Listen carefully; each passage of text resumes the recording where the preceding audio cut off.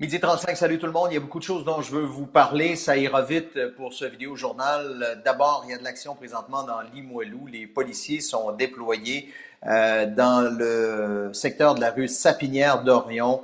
Il y a une dame qui aurait été attaquée à l'arme blanche. Pascal Poilane s'est rendu sur place.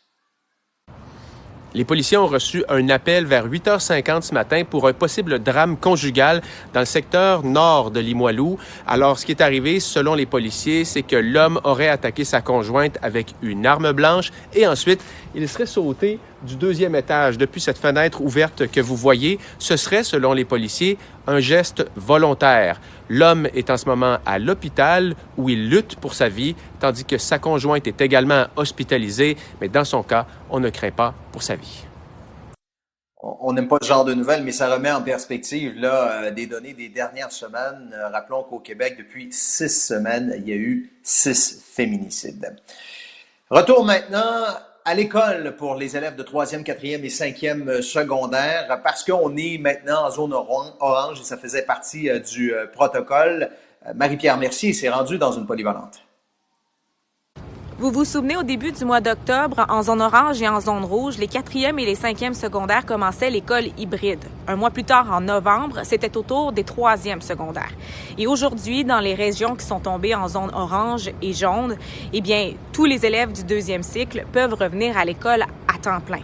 C'est une bonne nouvelle pour bien des parents, bien des jeunes qui avaient vu leur motivation, leurs résultats diminuer également au cours des derniers mois. Alors, la majorité des écoles de nos régions sont prêtes à accueillir tous ces jeunes et donc la majorité seront à pleine capacité dès aujourd'hui. Que faire avec l'église Saint-Jean-Baptiste sur la rue Saint-Jean à Québec? Ben là, il y a de l'espoir parce que l'Institut canadien pourrait tenter de sauver le bâtiment. C'est une réflexion qui est en cours pour trouver une nouvelle vocation à ce bâtiment qui est fermé au culte depuis 2015.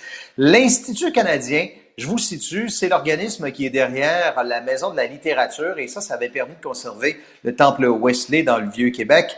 John Porter est historien.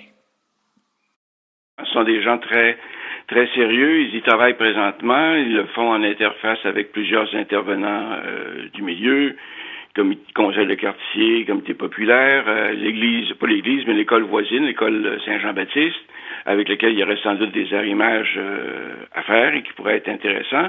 Donc, on est dans quelque chose de sérieux. Oui, et ce travail sérieux va générer un rapport, ou en tout cas des recommandations qui seront soumises à la Ville de Québec et à ses partenaires au cours des prochaines semaines. Les automobilistes de Québec devront prendre leur mal en patience. Encore une fois, cet été, il y aura beaucoup de chantiers routiers. On en a pour 200 millions de dollars. On les a annoncés ce matin. 361 interventions. On vous donne la liste de quelques-unes, les principales qui pourraient affecter la circulation. Dans le quartier Saint-Roch, on parle du réaménagement de la rue Dorchester, dans le plateau Sainte-Foy, réaménagement du boulevard Hochelaga, réaménagement de l'avenue Maguire, réaménagement du secteur du boulevard Raymond, on est à Beauport, dans le centre-ville ou en tout cas dans le Vieux-Port, réfection de la rue Saint-Paul. Et puis, on va regarder ensemble les cas de COVID déclarés aujourd'hui. Ça sort toujours à peu près à 7 heures.